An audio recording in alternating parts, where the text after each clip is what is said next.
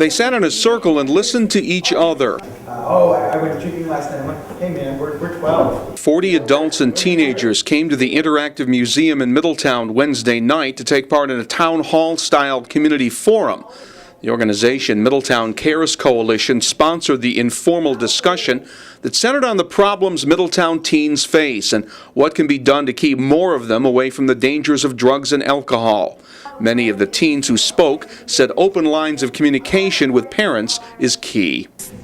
Talk to the kids. Don't be afraid to have that talk about drugs or alcohol or anything like that, because the more you're informing them, the more they're going to feel comfortable about them being able to talk to you. I think a lot of parents are actually kept in the dark about a lot of things. I don't think parents are talking to their kids enough. I don't think kids are actually talking to their parents enough.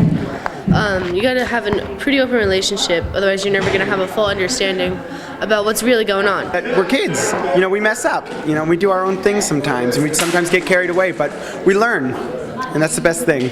It gets to certain people. What would the kids like to see in Middletown? There was more talk about a skate park and fun center and creation of additional youth centers in different neighborhoods.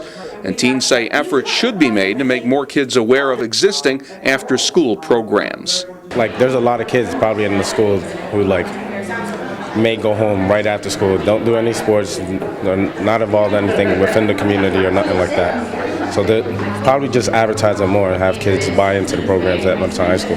There are more kids out there doing positive things than there are doing negative.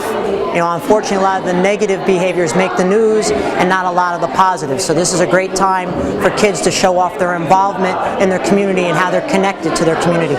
And teens at the forum say they'd be willing to talk with kids in the middle school about making good life decisions. It's at that age when many of the drug and alcohol problems begin.